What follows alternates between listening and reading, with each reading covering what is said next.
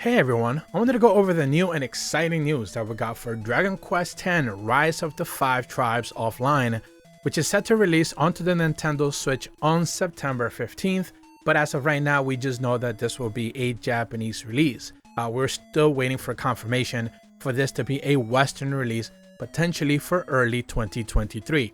And today not only do we have an entirely brand new batch of screenshots to go over, but we also have a bunch of brand new story details to go over, since basically the official website has been updated once again, giving us a little bit of a clearer picture as to what to expect in the early hours when it comes to the story, which has been fully reworked. This is something worth remembering, since they are kind of like reworking the entire game for an online experience, offline experience only. You should be able to have a different experience. And one of the things that they do mention is that most of the recruitable characters will become available in the early hours. This is something that was not available in the previous release of the game with the online multiplayer component. They also mentioned that your adventure of Dragon Quest X Offline starts in the human inhabited village of Tentan. The protagonist is a young person who's born in the village, living out of his peaceful days with their curious sibling. They do try alchemy but continually fail. They do mention that they live in simple homes with the village life in Tentan, and they do not necessarily trade with other continents. They are extremely self-sufficient in their lifestyle.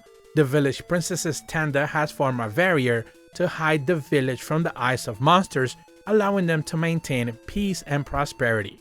They also mentioned that the protagonist's parents passed away about 10 years ago, and since then they've lived alone with their sister. They also mentioned that not in typical fashion, not only will you be able to name your character, but you'll also be able to name your sister as well. And you can choose to either have a young body or an adult body. So that is going to be an option that's going to be available for customization for players as well. So you're going to have that option, and the dialogue will correct correspondingly to whichever choice you choose to have. They mentioned that there will be some sort of great calamity, and the fated ruin of the world is upon your hands, as one day the village priestess Tanda tells the villagers of a terrible prophecy. The village will soon be destroyed by the great calamity, and to escape the fated ruin, Tanda tasked the protagonist with finding the flowers of 10th. And in order to get started in your journey, you're gonna have to speak with Galapagod. This is basically the guardian deity that watches over the village, basically essentially a huge turtle. Alongside that, other characters in the town are Singh. This is a mild-mannered young man who grew up with the protagonist's home village, and he takes great care of his grandmother, which is the village chief that we mentioned just a minute ago, Tanda.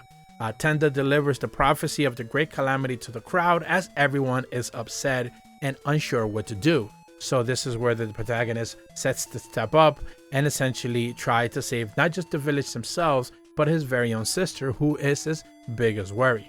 And just like the prophecy foretells, soon after that, Nelgul the Netherlord appears into the village.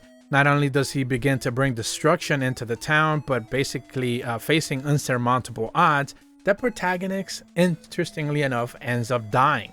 But by a ray of light, it kind of appears that out of nowhere, the flowers of 10th end up reviving him out of nowhere. So essentially, not only does the protagonist get a second chance of life, but he also gets to be reincarnated once again to not only get revenge on Nagel for destroying his hometown, but also rescuing his sister in the process, and fight back against the fated ruin and the great calamity itself.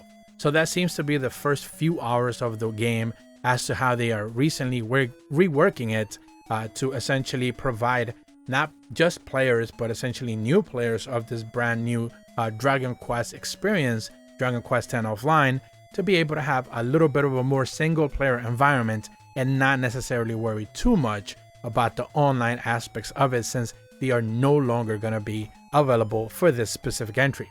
But that is about all the details that I have for you guys today. I cannot wait to be able to get my hands on this game. I'm certainly going to be talking about it more into the future. And once again, I do hope that they announce a Western release so the majority of players can get their hands on this title, which is looking extremely fantastic. If you're brand new to my channel, be sure to leave a like and subscribe. Hit the bell to receive notifications when the videos go up. And as always, thank you so much for watching. See ya.